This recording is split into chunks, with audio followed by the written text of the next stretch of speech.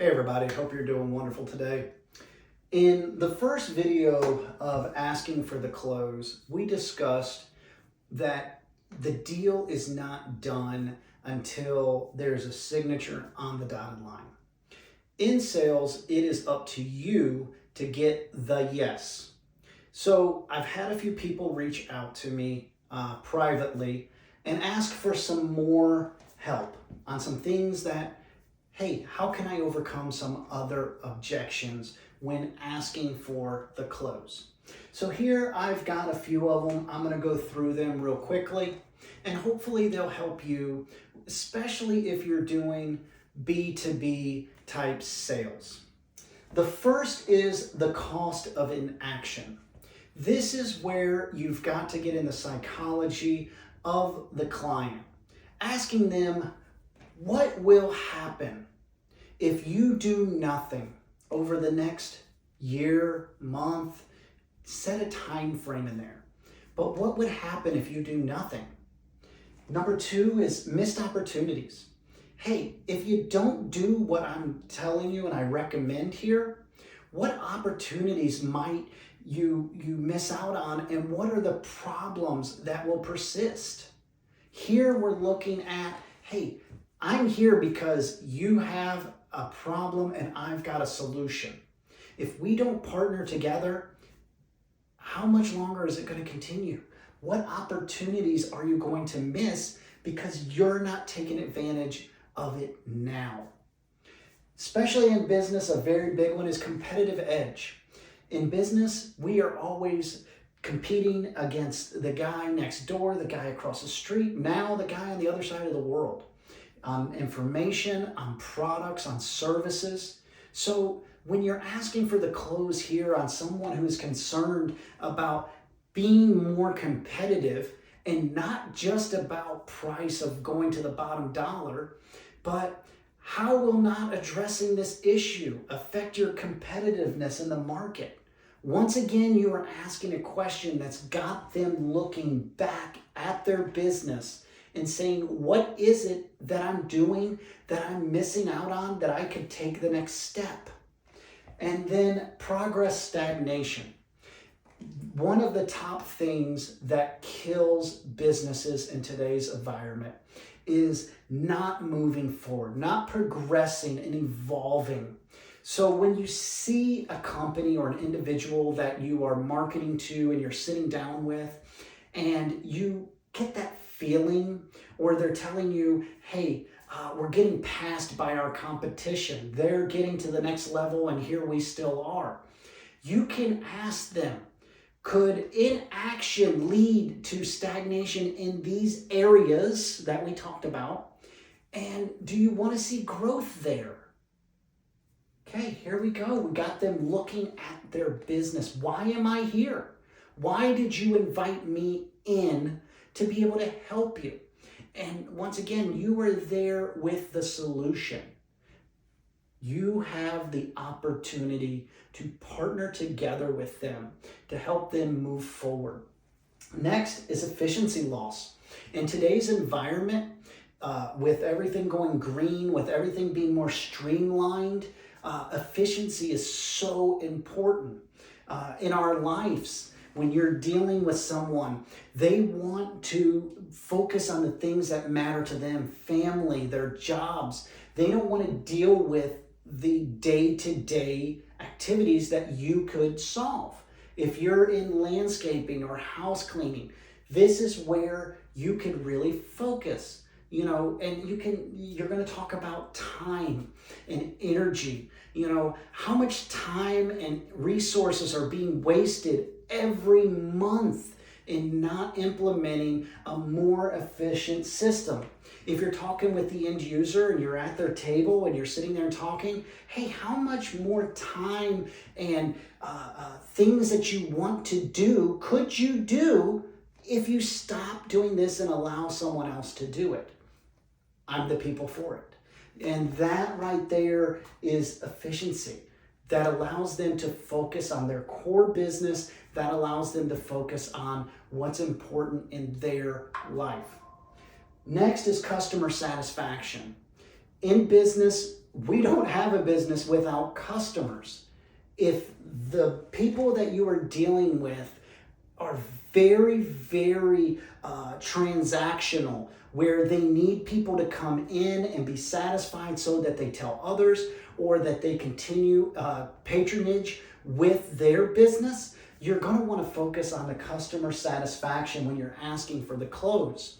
You can say something like, what is the risk to the customer satisfaction and retention if this problem is not solved soon?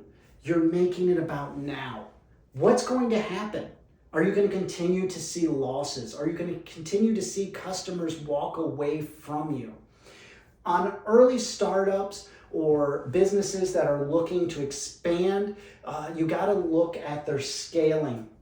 If you are offering a product to someone and your product will help them grow, you got a widget that no one else has, and that widget will increase the availability of them being able to grow, you're going to look at their scaling concerns. During your conversations, you're going to ask the client, hey, what is your future plans? And then this is where you're going to come in with this close of scaling. As your business grows, how will this current problem scale? It's going to continue to grow, and the impact that it could have. You have the problem right now and it's small. As you get bigger, that problem's going to get bigger. How is that going to affect you? How are you going to overcome that? You got them thinking, once again, of the now and of the tomorrow. Next is innovation lag. In today's world, it is constantly changing. In 6 years, everything that is current right now will be outdated. Our phones, our TVs, our cars, everything that we have will change. Look at fashion. Fashion has changed multiple different times throughout generations. And in business, it's no different. Innovation is what keeps businesses at the forefront of growth and of profit. So when you're looking at doing the close on innovation lag, you can say something like, how might the current approach hinder innovation and progress within your team and company? How is what you're doing right now going to put you behind others? Are you going to lose employees? Are you going to lose customers? What's going to happen? In 2023, soon to be 2024, employees are gold. If you have employees, it is hard to get rid of a bad one because you don't know what the next one's going to be. So when you're looking at asking for the sale, and we all know the way that the market is with employees, you can focus on employee morale. An employee will work harder, not for money, but because they feel part of the team, because they feel heard, they feel important. So you can focus on it and say, what effect do you think the issue that you're having in your business affects your team's morale and productivity? If your employees are not being productive, you are losing money every day, every minute, every second. So you have to keep the morale up. It is very, very important to keep the team that you have because it costs thousands and thousands of dollars to train a new employee.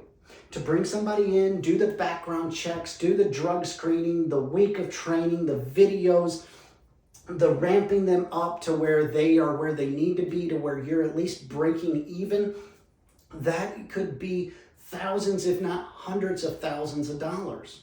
So focusing on that is very, very important.